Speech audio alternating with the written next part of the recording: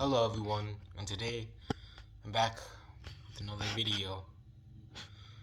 In this video, I wanted to talk about something very important.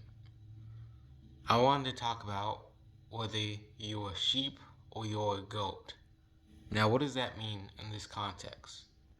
Now, in the Bible, Jesus talks about two different types of people. There'll be sheep, and they will follow Jesus. They will obey his commands. They will obey what he tells them to do. And they are not immune to making mistakes. They are not immune to falling into sin or doing things that they should not do. But in the end, they will return to Jesus. And on the day of judgment, they will receive a glorious new body and they'll be accepted into heaven. But then you have the goats. And the goats are the ones who will disobey Jesus. They will go against his commandments. They will not feel sorry for disobeying his laws. And they might look like they are a follower of Jesus on the outside, but inside they are disobedient to him. And Jesus made this point about the Pharisees. He told the Pharisees that you are like a cup.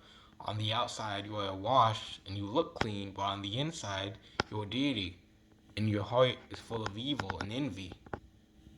And he told the Pharisees that tax collectors and prostitutes would be accepted into heaven before them. So it really tells us that on the outside, that's not what matters. It's what matters on the inside of our hearts. Each and every one of us should examine our hearts to realize, are we following Jesus or are we just following what we want to do? What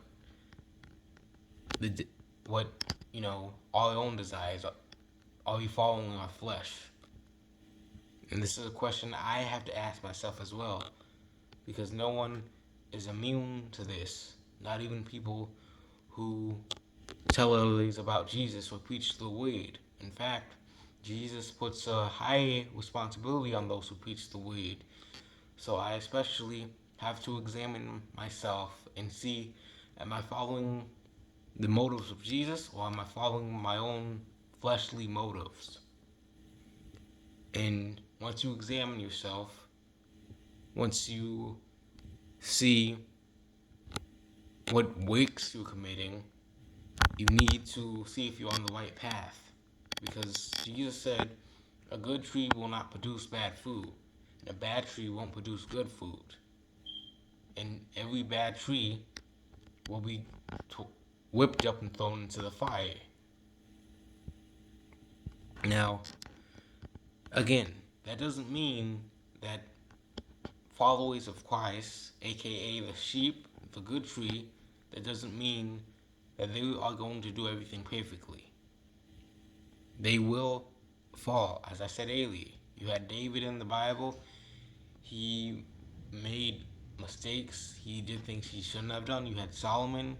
He disobeyed God by having over 700 wives. You had a lot of other leaders in the Bible. You had Moses, who disobeys God's commandments, and because of that, he wasn't allowed to enter into the lands of Israel. But all of them had something in common, and the thing they had in common is that in the end, they all repented to God. They all genuinely poured their heart out to God and repented for what they did.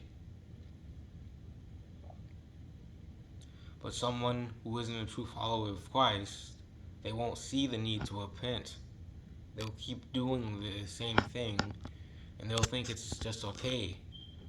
They'll think either that one of two things, that God will forgive them, or they'll think that the thing that they're doing isn't even wrong. So we all have to look at ourselves. We all have to think, what are we doing? Are we doing things that advance the kingdom of Jesus Christ? Or are we doing things that advance our own kingdom, our own desires, our own greeds and lusts and pleasure? Because God said you can't serve two masters. You can't serve money and God at the same time.